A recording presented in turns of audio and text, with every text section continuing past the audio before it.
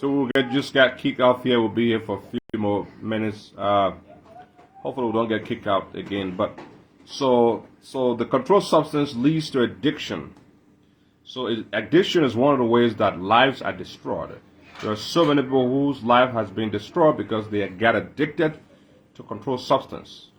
Okay, so that is from alcohol, excessive use of alcohol, to drugs, nicotine, crack cocaine, meth, and you name it. So addiction to any controlled substance can be detrimental for your personal health, for your family health, community health, and society, because it costs too much for you to get control or get rid of that addiction. As long as it gets into that addiction move, you are no longer in control of yourself, and that's the bad part.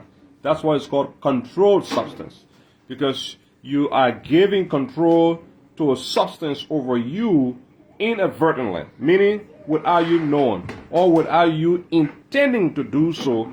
You are giving control to your to substance. That's from drugs, meth, in cocaine, anything that controls you as a person, anything that controls you. I've heard stories of people who taking drugs and they have serious major accident. People taking drugs, they do some things that they wouldn't have done if they were not under the influence of that drugs. And we have DUI, DWI, all of these acronyms are associated with fighting substances that control or influences your behavior while operating a motor vehicle on a public road, even for your own safety, on a farm or garden, or just by yourself. Whenever you put that in your system, it tends to control you, control you, and bring some unwanted consequences. Many years ago in Missouri, there was a young lady there, and I remember her by the first name Amanda. Amanda was working night shift. She was a bartender. And she was worked that shift, and she was on her way like 2 in the morning, going home. She got a lot of tips. She got a lot of money in her purse, and she's going home happy. But she has taken something. She had taken drugs into her system. This is a true story. So Amanda lost control of the vehicle. She ran into a lady who was pregnant. I think the lady was pregnant, or she had a young baby with her in the car. And that vehicle hit that lady. The lady died. The baby died. And I remember Amanda had so many broken bones that they had to do like multiple surgeries to fix her, put her back together. She survived. She was in jail. She was going to be sentenced for manslaughter. But this is just an example of the impact and the dangers of using controlled substance. I can go on and on and on about the dangers of drugs, the dangers of controlled substance. I can go on, and I would not have enough time to do that because it's just a long list. But that's just an example of the dangers of taking things in your system that alters your ability to correct yourself while you're driving, or to see who's in front of you, or to measure the severity of your behavior, if it's out of a normal human character. Those are the things that drugs can do to you. They can also lead to depression. They affect your brain, and they can lead to mental health as well.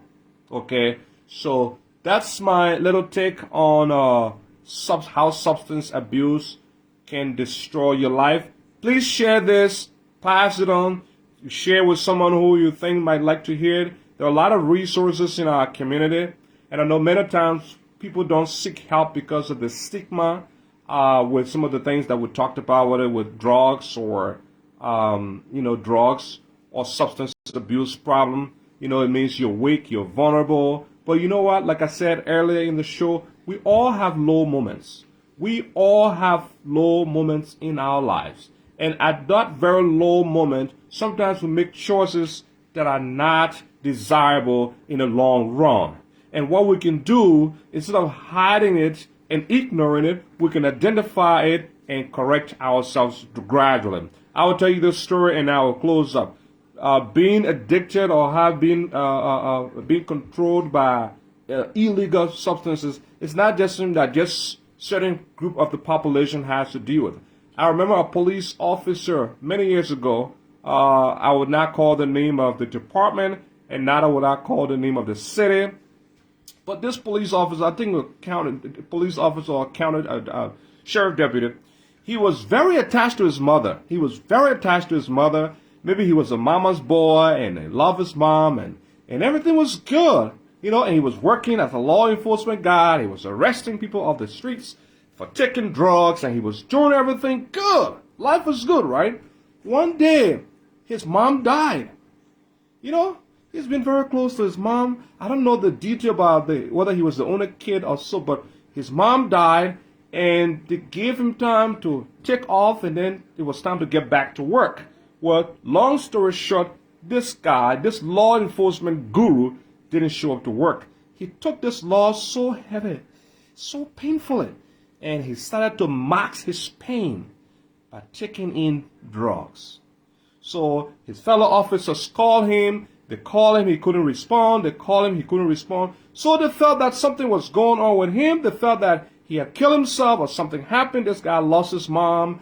Weeks later, he's not coming to work. They've called him. His vacation is over and blah, blah, blah, blah. So they finally went to burst into the door and to do just a well-being check. Just burst through the door and see, if he's okay and whatever,